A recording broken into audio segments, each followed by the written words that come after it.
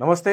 ఎల్లుండి 20 తారీఖున నిరుద్యోగులకు సంబంధించి భారీ బహిరంగ సభ ఉండబోతుంది. ప్రధానంగా ఏందంటే కాంగ్రెస్ ప్రభుత్వం ఏదైతే 6 గ్యారంటీలతో పాటు ఇటు ప్రతి సంవత్సరం జాబ్ క్యాలెండర్‌తో పాటే నియామకాలు చేపడతామని చెప్పి ఇప్పుడు మర్చిపోయిన పరిస్థితి. ఎందుకంటే ఇప్పుడు ఆల్రెడీ వాళ్ళేమో 1,00,000 ఉద్యోగాలు, 60,000 ఉద్యోగాలు ఇచ్చినామని చెప్తున్న పరిస్థితి. అయినా సరే నిరుద్యోగులు మాత్రం మాకు జాబ్ క్యాలెండర్ ప్రకారం మీరు నోటిఫికేషన్ ఇవ్వాలి అని చెప్పేసి కొట్లాడుతున్న పరిస్థితి. సో మాట్లాడడం దీనిపైన మనతో పాటు మాట్లాడడానికి అశోక్ సార్ ఉన్నారు. సార్ నమస్తే సార్. నమస్తే. సో చెప్పండి సార్, ఆల్రెడీ కాంగ్రెస్ ప్రభుత్వం ఇన్ని ఉద్యోగాలు ఇచ్చిన అని చెప్తుంది. అండ్ రేపో మాపం అంటే రీసెంట్ గా రియాజ్ సార్ కావచ్చు, లేకుంటే బల్మూర్ వెంకట్ కావచ్చు, వాళ్ళకి మాట్లాడినాం. సో వాళ్ళు చెప్పారు త్వరలోనే 30,000 ఉద్యోగాలు వస్తాయి అని చెప్పేసి చెప్పిన పరిస్థితి. సో అలాంటి సందర్భంలో మీరు మళ్ళీ ఇంత పెద్ద భారీ 30,000 మంది నిరుద్యోగులతో పెద్ద సభ అనేది ఏర్పాటు చేస్తారు ఎందుకు? అంటే మరి మళ్ళీ త్వరలో అనే పదం ఎందుకు వస్తుంది? మీరేమన్నారు? ఎన్నికల మేనిఫెస్టోలో 2 లక్షల ఉద్యోగాలకు సంబంధించి జూన్లో ఈ నోటిఫికేషన్ ఉంటుంది, జూలైలో ఈ నోటిఫికేషన్ ఉంటుంది, డిసెంబర్లో ఇది ఉంటుంది, డిసెంబర్ 9లోగా 2 లక్షల ఉద్యోగాలు నింపి పూర్తి చేస్తామని చెప్పారు. అవును. మరి పూర్తి చేస్తామని చెప్పిన ఉద్యోగాలకి మళ్ళీ త్వరలో అనే పదం ఎందుకు వస్తుంది? మీరు సంవత్సరంలోగా 2 లక్షల ఉద్యోగాలు ఇస్తామని చెప్పి ఇప్పటి వరకు మీరు జారీ చేసిన నోటిఫికేషన్లు 12,000 ఉద్యోగాలు. 12,000 ఉద్యోగాలకు నోటిఫికేషన్లు ఇస్తే కంప్లీట్ చేసినవి ఒక డిఎస్సి మాత్రమే 5,000 ఉద్యోగాలు మాత్రం ఇచ్చారు. 11,000 ఉద్యోగాలు ఇస్తే దాంట్లో 6,500 ఉద్యోగాలు గత గవర్నమెంట్ ఇచ్చిన ఉద్యోగాలే. దానికి 5,000 యాడ్ చేశారు. 5,000 ఉద్యోగాలు మాత్రమే నింపారు తప్ప. అలాగే హెల్త్ డిపార్ట్మెంట్ సంబంధించి ఒక 7,000 ఉద్యోగాల సంబంధించి నోటిఫికేషన్లు ఇచ్చారు, ఎగ్జామ్ పెట్టారు, రిజల్ట్ రాల. అంటే మీరు అధికారికంగా మీ లెక్క ప్రకారం నింపిన ఉద్యోగాలు 5,000 మాత్రమే. డిసెంబర్ 9లోగా 2 లక్షల ఉద్యోగాలు నింపుతామని చెప్పిన మీరు ఇప్పుడు వరకు నింపింది 5,000. 2 లక్షల ఉద్యోగాలు ఎక్కడ, 5,000 ఉద్యోగాలు ఎక్కడ? పైగా ఇప్పుడు సంవత్సరంన్నర అవుతుంది. మీరు సంవత్సరంలోగా పూర్తి చేస్తామన్నారు. ఇప్పుడు సంవత్సరంన్నర పూర్తి అయిపోయింది. ఇప్పటిదాకా నోటిఫికేషన్లు మళ్ళీ త్వరలో అనే పదం ఎందుకు? అంటే ఇది ఎస్సీ వర్గీకరణ ఉంది. ఎస్సీ వర్గీకరణ కొంచెం ఆలస్యమైంది. అలాగే గ్రూప్స్ కి సంబంధించి ఆల్రెడీ ఇచ్చేద్దామని రెడీ ఉంటే సో కొంతమంది కలిసి కోర్టులలో కేసులు వేసి ఇవన్నీ పెండింగ్ పెడుతున్నారు. అందుకని కాస్త డిలే అవుతుంది అని చెప్పేసి వాళ్ళు చెప్తున్నారు. పెండింగ్ పడినటువంటి ఉద్యోగాలకు సంబంధించి లాస్ట్ నోటిఫికేషన్, కొత్త నోటిఫికేషన్ ఇవ్వడానికి పాత నోటిఫికేషన్ సంబంధం? అవి గత టిఆర్ఎస్ గవర్నమెంట్ ఆధ్వర్యంలో వచ్చిన నోటిఫికేషన్లు. గ్రూప్ 1 503 ఉద్యోగాలు ఇస్తే మీరు కలిపింది 60 ఉద్యోగాలు.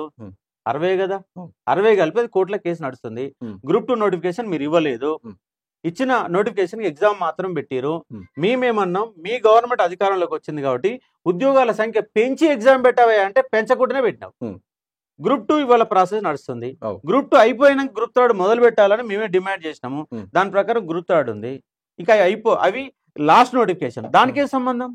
మీరు గత గవర్నమెంట్ ఇచ్చిన ఉద్యోగాలకు నియామక పత్రాలు ఇస్తామని ఎన్నికల మేనిఫెస్టో ఎక్కడ రాయలేదు కదా. టిఆర్ఎస్ గవర్నమెంట్ సంవత్సరం కంటే ముందు ఎన్నికలు వస్తాయనగా 89,000 ఉద్యోగాలు ఇచ్చారు. వాళ్ళు ఉండగా కొన్ని భర్తీ చేసిరు, మరి కొన్ని గందరగోళమైనాయి, పేపర్ లీకేజీలు అయినాయి, మళ్ళీ ఎగ్జాములు పెట్టిరు, మళ్ళీ నిర్వహించారు. అవి గత గవర్నమెంట్ సంబంధించిన ఉద్యోగాలు. మీ కావు కదా. మీ కాని ఉద్యోగాలు మీ అన్నట్టే చెప్పుకుంటారు. మీరు అధికారికంగా నోటిఫికేషన్ ఇచ్చి, మీరే ఎగ్జామ్ పెట్టి, మీరే ఫలితాలు ఇచ్చి, మీరే నియామక పత్రాలు ఇస్తే మీ లెక్క. అంటే వాళ్ళతో ఎగ్జామ్ నోటిఫికేషన్ ఇచ్చి కానీ ఎగ్జామ్ పెట్టడం రాక, నియామక పత్రాలు ఇవ్వడం రాక, రిజల్ట్స్ ఇవ్వడం రాక, సో అన్ని మేము చేస్తామని చెప్పి కాంగ్రెస్ పార్టీ చెప్తాం. అది చెప్పుకోవడమే. కాంగ్రెస్ గవర్నమెంట్ పత్రాల సీఎం అని గతంలో 2 నెలల కింద పత్రాల సీఎం అని చెప్పిన నేను. ఎందుకంటే ఎస్ఐ కానిస్టేబుల్ నోటిఫికేషన్ మీరు ఇచ్చిరా? ఇవ్వలేదు. ఎగ్జామ్ మీరు పెట్టిరా? పెట్టలేదు. నోటిఫికేషన్ వాళ్ళే వేసిరు, గ్రౌండ్ వాళ్ళే ఉరికిచ్చిరు, ఎగ్జామ్ వాళ్ళే పెట్టిరు, రిజల్ట్ ఇచ్చినాక నియామక పత్రాలు ఇచ్చినావు. గురుకుల నోటిఫికేషన్ వాళ్ళదే, ఎగ్జామ్ వాళ్ళదే, రిజల్ట్ వాళ్ళదే, మీరు నియామక పత్రాలు మాత్రం ఇచ్చారు. గ్రూప్ 4 ఎగ్జామ్ వాళ్ళే పెట్టి, వాళ్ళే నోటిఫికేషన్ ఇచ్చారు, వాళ్ళే ఎగ్జామ్ పెట్టారు, మీరు రిజల్ట్ మాత్రమే ఇచ్చారు. మీరు ఇచ్చింది ఎక్కడ? రిజల్ట్ కూడా వాళ్ళు ఇచ్చిన దాంట్లో నియామక పత్రాలు మాత్రమే మీరు ఇచ్చారు. మీరు పెట్టిందల్లా గ్రూప్ 1, గ్రూప్ 2, గ్రూప్ 3 3 కలిపిన 2,000 ఉద్యోగాలే. మీరు ఇచ్చిన 60,000 ఉద్యోగాలలో మీరు పెట్టిన ఎగ్జామ్ 2,000 ఉద్యోగాలకు మాత్రమే ఎగ్జామ్ పెట్టారు. మిగతాన్ని నియామక పత్రాలు, ఆ పత్రాలు 60,000 ఉద్యోగాలు లెక్క చెప్పి దాంట్లో 10,000 ఉద్యోగాలు మిగిల్చుకున్నారు. మీరు ఉన్న ఉద్యోగాలు మిగిల్చుకున్న ఉద్యోగాలు మీరు ఇచ్చిన నోటిఫికేషన్ ఉద్యోగాలు 0-0 సమానమైంది. అసలు ఒక ఉద్యోగం కూడా ఇవ్వలే కాంగ్రెస్ ఇంతవరకు.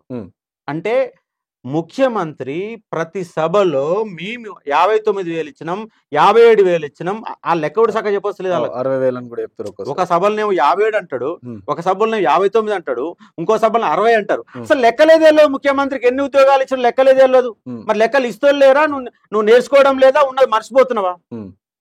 పైగా మళ్ళీ సభలు ఏమంటాడు 1,60,000 ఉద్యోగాలు ఇచ్చినామంటాడు, 1,00,000 ఉద్యోగాలు ప్రైవేట్లు ఇచ్చినామంటాడు. మరి ఏ కంపెనీలు ఇచ్చి మొత్తం నువ్వు పేపర్ ఆడిస్తావు కదా, పెద్ద పేపర్ ఆడిస్తావు కదా, మీకు ఇన్ని ఉద్యోగాలు ఇచ్చినావని. ఆ 1,00,000 ఉద్యోగాలు తెలంగాణ బిడ్డలకి ఇచ్చినవా లేదా ఆంధ్రోళ్ళకి ఇచ్చినవా, ఏ కంపెనీలు ఇచ్చినవు, ఏ కంపెనీలు ఎన్ని ఉద్యోగాలు ఇచ్చినవు, ఎస్సీలకు ఇచ్చినవా, బీసీలకు ఇచ్చినవా, ఏ కార్పొరేట్ కంపెనీలు ఇచ్చినవు లేదా పరిశ్రమలు ఇచ్చినవు, 1,00,000 ఉద్యోగాల ప్రకటన చేసి చూపెట్టావా? ప్రచారం చేసుకుంటా, ప్రకటనలు వేసి ప్రచారం చేసుకుంటారు కదా, మరి ఆ ప్రచారం చేసి చూపెట్టండి. కాంగ్రెస్ గవర్నమెంట్ లో నిరుద్యోగులకు నిండు సున్నా, ప్రైవేట్ రంగంలో లేవు, గవర్నమెంట్ రంగం లేదు, వీళ్ళ పరిపాలన చేత కావడం లేదు. నిరుద్యోగులు నిండా ముంచిన ప్రభుత్వం కాంగ్రెస్ గవర్నమెంట్. ఎన్నికల కంటే ముందు రాహుల్ గాంధీ గారిని మాతో చాయ్ పే చర్చలాగా చాయ్ దాపించినావు. చాయ్ దాపినట్టు రాహుల్ గాంధీ పారిపోయాడు. వాళ్ళ చెల్లె ప్రియాంక గాంధీ తీసుకొచ్చి ఎల్బీ నగర్ స్టేడియంలో బ్రహ్మాండంగా చెప్పారు, డిక్లరేషన్ ఇచ్చారు. ఏది డిక్లరేషన్? ఎట్లా వంచిస్తారు? నిరుద్యోగులకు అర్థమైపోయింది.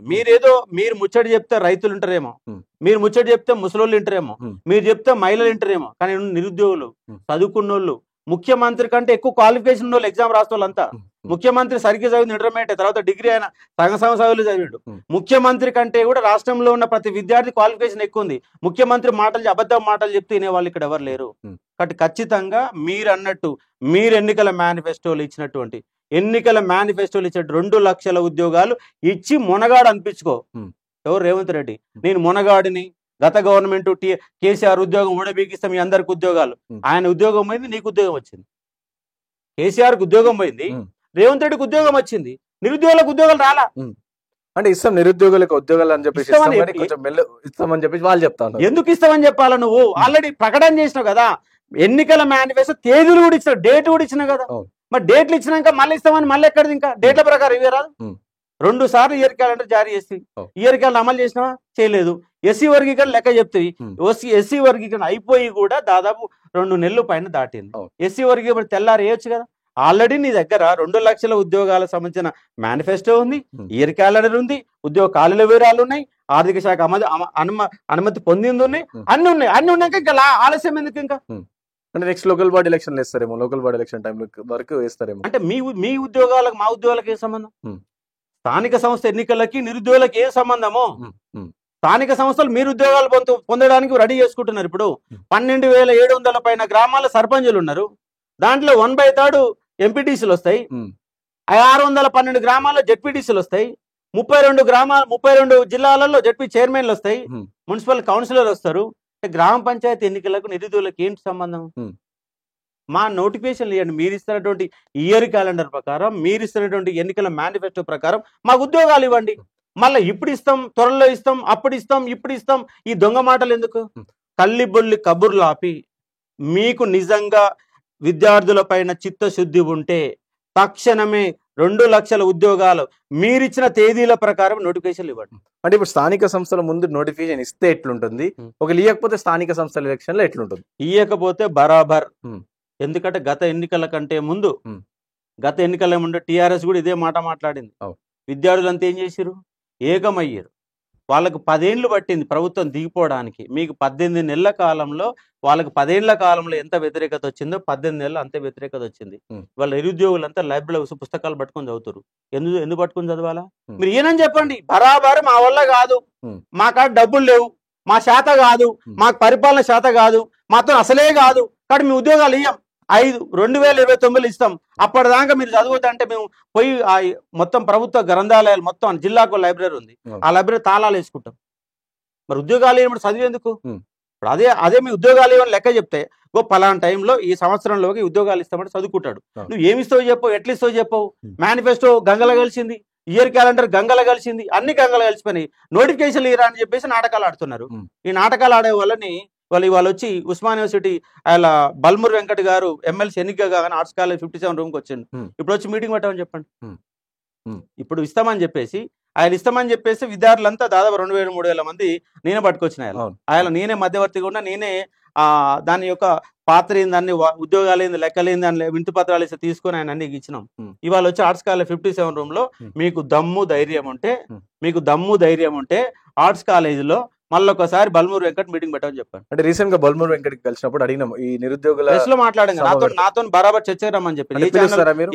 20 తారీఖు ఉంది సభ, సో దానికి పిలిస్తే పిలుస్తున్నాం. మరి వచ్చి మరి వస్తాడు ఆయన, భయపడతాడా వస్తాడో చూడాలి. మరి ఓకే ఆయన నిజంగా ధైర్యం ఉంటే, ఈ నిజంగా వీళ్ళు 2 లక్షల ఉద్యోగాలు ఇచ్చిన నమ్మకం మీకుంటే, ఇస్తామన్న నమ్మకం ఉంటే వచ్చి ఇందిరా పార్క్ సభకులు వచ్చి పాల్గొని చెప్తున్నాం.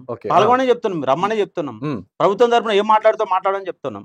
అది సో ఇంకో విషయం చూసుకుంటే ఇటు కాంగ్రెస్ ప్రభుత్వం ఏమో డబ్బులు లేదు, అసలు ఇప్పుడే ఆర్థిక పరిస్థితి చాలా ఘోరంగా ఉంది అని చెప్పి, సో అలాంటి టైంలో ఈ నియామకాలు అవన్నీ కూడా చేయడం చాలా కష్టమని చెప్పి చెప్తా ఉన్నారు కొంతమంది. సో అందులో మీరేమనుకుంటారు? అసలు ఇప్పుడు అధికారంలో రాకముందు మీకు ఏ సోయి లేకుండా హామీలు ఇచ్చారా? అంటే గత గవర్నమెంట్ ఏం చేసింది, డబ్బులు ఎంత, బడ్జెట్ ఎంత, లెక్కలు తెలియకుండా ముఖ్యమంత్రి సీట్లో కూర్చున్నాం. మరి రేవంత్ రెడ్డికి ఎన్ని తెలియదు అన్నట్టు. అంటే నీకు పరిపాలనలో అసలు ఎంత ఇన్కమ్ వస్తుంది, ఎంత ఖర్చు పెట్టాలా, రెవెన్యూ లోట్ అంటే ఏంది, బడ్జెట్ అంటే ఏంది, బడ్జెట్లో సంవత్సరం యొక్క బడ్జెట్ ఎంత ఉంటుంది, ఎంత ఖర్చు పెడతారు, జీతాలకు ఎంత పోతాయి, మీరు ఇచ్చినటువంటి హామీలు, అలా రైతు బంధు వాళ్ళు 4,000 ఇస్తామంటే 5,000 ఇస్తాం, 5,000 ఇస్తామంటే 6,000 ఇస్తామంటే, వృద్ధాప్య పెన్షన్లు వేస్తామని అన్ని గందరగోళం చేసి కూర్చోబెడతారు. నోటికి ఎంత హామీ వస్తే అంత ఓటేస్తాయి. మరి హామీలలో చెతకలు పడితే ఎట్లా? అంటే సోయి లేకుండా పరిపాలన చేస్తున్నారు. ఇవాళ రాష్ట్రంలో అన్ని వ్యవస్థలు కుప్పగొన్నాయండి. రాష్ట్రం మంచిగా పడుకోండి, ఇక మనతో కాదు, రాష్ట్రం పడుకోండి. రియల్ ఎస్టేట్ పడుకోబెట్టారు, అన్ని పడుకున్నాయి, ఏ బిజినెస్ లేదు. చివరి కూరగాయల బిజినెస్ కూడా నడతలేదండి. అంటే ఈ నిరుద్యోగులకు సంబంధించి, సో నిరుద్యోగులు ప్రాపర్ నిజమైన నిరుద్యోగులు అందరు చదువుకుంటారు లైబ్రరీలోకి వచ్చిన, కొంతమంది కోచింగ్ సెంటర్ల వాళ్ళు, కొంతమంది కోచింగ్ సెంటర్ ఓనర్లు కలిసి ఈ నిరుద్యోగులను ఉసిగొలుపుతున్నారు.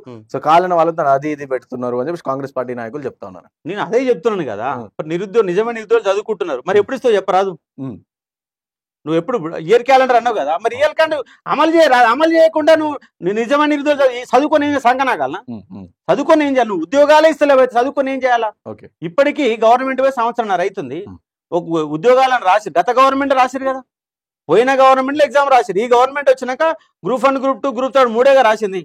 మిగతా పోలీస్ రిక్రూట్మెంట్ ఎగ్జామ్ ఇలా రాయాలా, గురుకుల రాయాలా, డిఎస్సీలో వచ్చినాక జస్ట్ వీళ్ళు వచ్చిన 3 నెలలకు రాశారు. ఇప్పుడు ఎగ్జామ్ రాసుకుని సంవత్సరం అవుతుంది కదా, 1.5 year అవుతుంది. ఇప్పుడు ఎగ్జామ్ రాసుకుని 1.5 year అవుతుంది. 1.5 year తర్వాత మళ్ళీ పోలీస్ రిక్రూట్మెంట్ పెట్టాలిగా.